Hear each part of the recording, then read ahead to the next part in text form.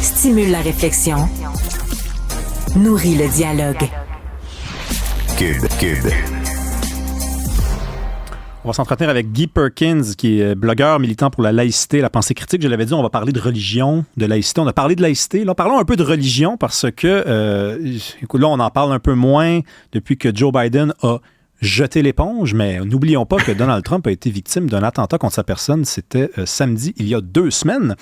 Et rappelons que dans les jours qui ont suivi, dans les heures qui ont suivi, on a assisté à la réintroduction, voire à la restauration de la rhétorique religieuse divine. Hein? Comment Donald Trump a-t-il vraiment pu survivre à ça? Ben, c'est la main de Dieu, Guy. Absolument. Qui peut en douter? Qui peut en douter? C'est certainement pas nous deux. Ah non, absolument pas. Qui suis-je? Qui suis-je pour douter de tout ça? Mais quand même, quelle semaine? On en a parlé, mais quelle semaine? Je ne fais pas passer à côté de ça parce que t'as un attentat, le cirque de la convention républicaine, t'as Joe Biden qui se retire.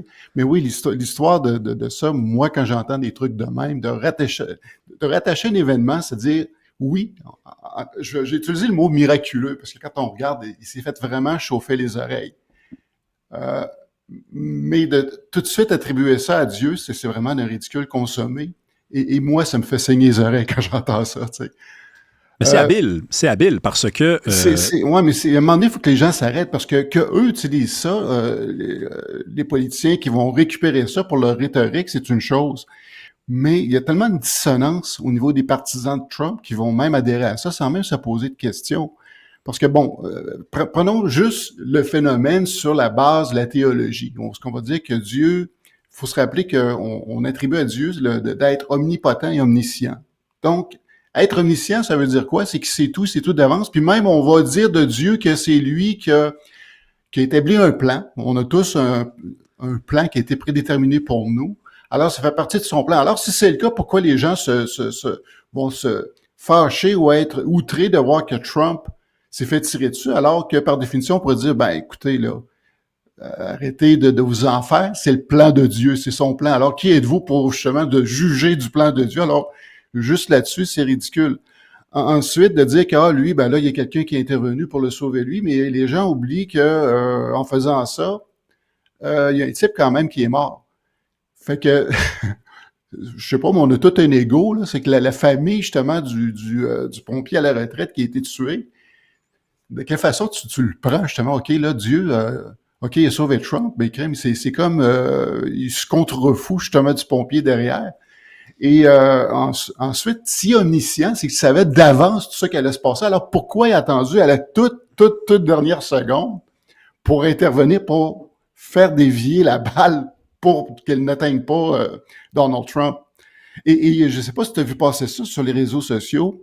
Il y a un clip qui circule où c'est les autorités qui ont démontré justement, c'est comme une prise de vue par le haut, fait par ordinateur où on voit un crâne, où on voit là, la proximité de 2 balles qui lui ont vraiment, quand on dit siffler les oreilles, là, c'est à la fois une métaphore mais aussi une réalité.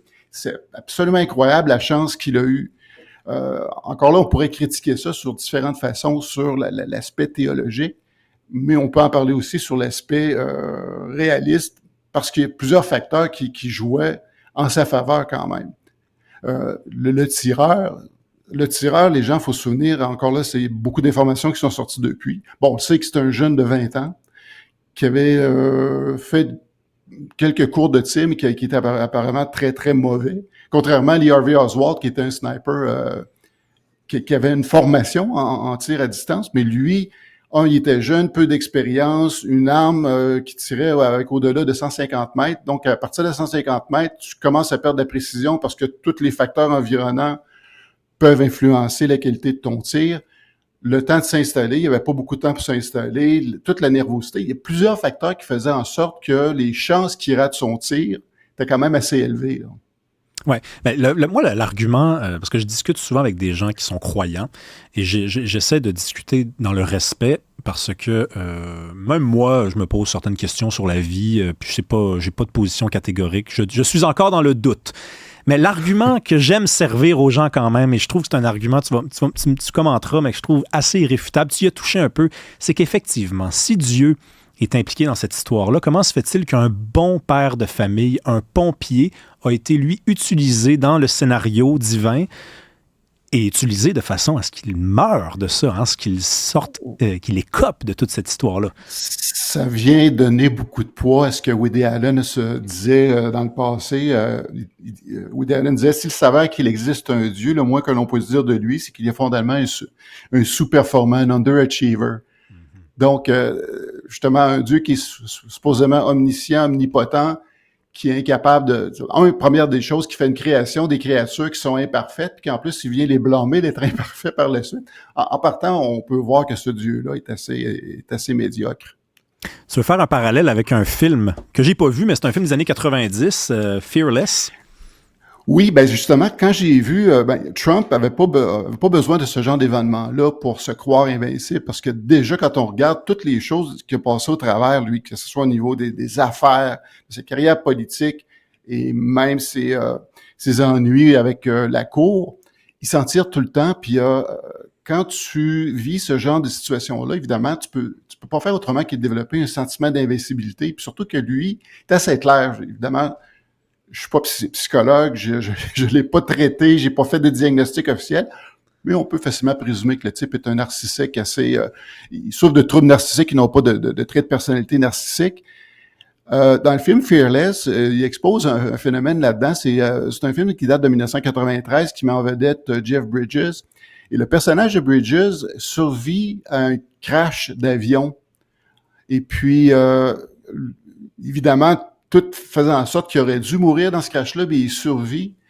Mais la réaction qu'il y a, évidemment, il y a des gens qui vont vivre des syndromes post-traumatiques, ce genre de choses-là. Mais effectivement, le phénomène qui est décrit dans le film peut arriver, c'est que les gens vont se sentir investis d'une puissance, qui se sentent maintenant invincibles, puis que peu importe ce qu'ils vont faire, ils vont jouer les fanfarons, dire non, il y a rien qui peut me toucher. Quand j'ai vu ce qui est arrivé à Trump, la façon qu'il s'en est sorti, c'est tout de suite l'image où le parallèle que j'ai vu, je dis, bon, est-ce qu'il va arriver la même chose avec Trump qui est arrivé avec le personnage de Bridges dans ce film-là? Ben, tu te poses des bonnes questions. Moi, anecdote, j'ai un ami qui est déjà sauté d'un immeuble de 5 étages dans un épisode de démence, là, de psychose. Il est atterri sur une voiture et il s'en est tiré avec 5 étages au Vieux-Port. Là, on parle d'un gros immeuble. Wow. Vous devez regarder comme ça, là, OK? Il est atterri sur le toit d'une voiture qui était stationnée et il s'en est sorti avec 2 jambes brisées, une fêlure. Puis 2 mois plus tard, il me disait, j'ai l'impression d'être invincible. Puis j'ai dit, mais t'es malade? Retourne à l'hôpital. C'est un phénomène fréquent et puis tout ça probablement va contribuer, lui, à amplifier ce sentiment d'invincibilité-là. Et ses partisans, déjà même avant ça, qui avaient tendance à lui octroyer le fait qu'il était un élu de Dieu, parce qu'on a vu même beaucoup d'images circuler faites par des partisans de Trump, où on le voit, là, il y a une image où tu as Jésus qui le tient par les épaules derrière lui.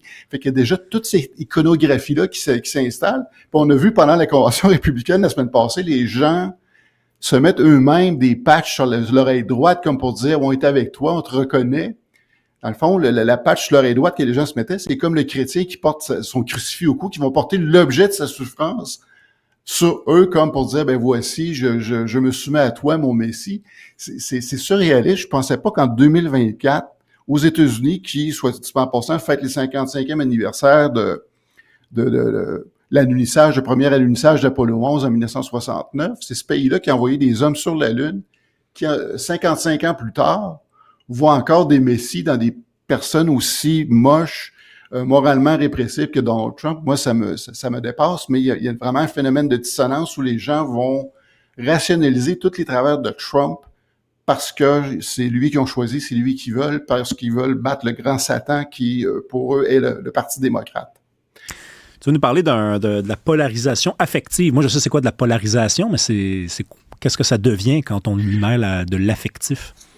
Ben c'est ça, parce que regarde la politique depuis une 50aine d'années, c'est que ça a commencé avec le phénomène des publicités négatives.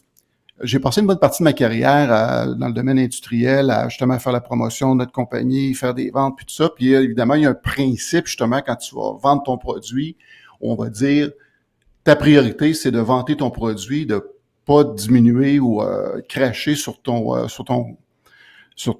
concurrent parce que ça démontre un signe de faiblesse. Mais en politique, ils font tout à fait le contraire. Depuis une 50aine d'années, c'est très fort sur la politique négative où on va plutôt que de se pencher sur le programme qu'on a à offrir, on va sortir tous les défauts de l'autre personne. On parlera même pas du défaut de leur programme, mais vraiment faire des attaques personnelles. Depuis 50 ans, c'est ça. Et ça fait en sorte que on tombe dans la politique où c'est vraiment l'affectif et les émotions qui vont jouer. Parce que demande à n'importe quel, même un démocrate, n'importe quel républicain, ou même ici au Québec, pour n'importe quel parti, demande aux gens de vraiment décrire qu'est-ce qui est contenu dans le programme du parti politique. Ils sauront à peu près pas parce que ils vont y aller avec justement leur trip, leur guts. Tout y va par l'affectif. Puis la polarisation affective va plus loin. C'est que non seulement, là, c'est ton gars, tu te dis, hey, moi, j'irai prendre une bière avec mon candidat. Mais là, ça va plus loin que ça. Non seulement il va dire, je vais prendre une bière avec mon candidat, mais par contre, l'autre, là, j'aime pas à faire, je le déteste. Puis tous ces partisans. Fait que ça devient vraiment une coupure qui est vraiment nette, frais de sec. Et les gens ont perdu les capacités de se parler, de débattre. Et c'est ça qu'il faut réinstaller actuellement parce que c'est vraiment le chaos qui nous attend au détour. Ben, le meilleur indice de ce que tu viens d'avancer, c'est poser la question à quelqu'un. Nommez-moi 5 mesures du mandat de Trump. Ou nommez-moi 5 mesures du mandat de Biden. Posez la question à des ennemis de Biden et à des ennemis de Trump respectivement. Ils ne seront pas en mesure de vous répondre pour la plupart du temps. Ils vont vous dire que Biden est vieux, Biden est sénile, Biden est stupide. C'est ce que Trump disait de Joe Biden samedi durant son discours. He's stupid. Kamala Harris is nuts. Mais ils ne sont pas capables, pour la plupart, j'ai l'impression, de faire une analyse politique qui repose sur les réalisations de chaque parti parce qu'on est effectivement dans une polarisation affective. Ils ne peuvent plus s'en empêcher. Trump a fait un discours, les 20 premières minutes de son discours étaient rassembleuses la semaine passée, mais tout s'est gâché dans l'heure et quart qui suit après où le naturel est revenu au galop. Puis on le voit encore hier avec la publication qu'il a fait après l'annonce du départ de Joe Biden de la course. Et puis d'ailleurs, en passant, je lève mon chapeau à Joe Biden qui a eu le courage de le faire. Mais encore là, il faut dire qu'il a été beaucoup, beaucoup poussé à le faire.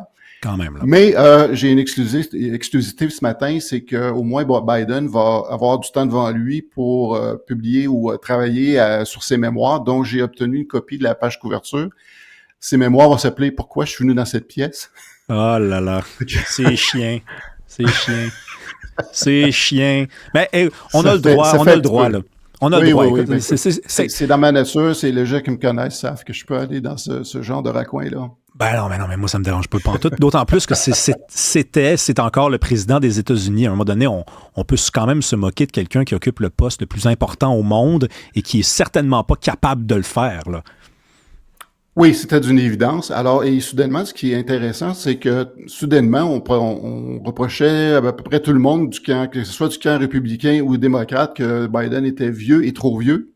Et soudainement, c'est Trump qui devient le vieux et possiblement aussi le trop vieux parce que si je vais reprendre la formule de Bill Maher de vendredi où il disait que bon si Biden n'est pas capable de finir une phrase, le problème avec Trump, c'est qu'il n'est pas capable de fermer la gueule.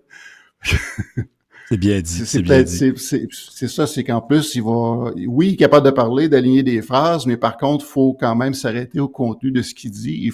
J'invite les gens à vraiment s'arrêter à ce qu'il dit, de faire une mesure de ce qui est dit et de faire une mesure par rapport, de faire ce qu'on appelle en bon français du fact-checking ou vérifier justement les énoncés qui sont dits par Trump. Alors, les gens vont se rendre compte que côté mensonge, il y en a beaucoup, beaucoup, beaucoup au pied carré dans le cas de Trump. Oui, tout à fait. On l'observait d'ailleurs dans son dernier discours qui était samedi. Guy Perkins, on se parle demain. Merci, Rémi. À demain.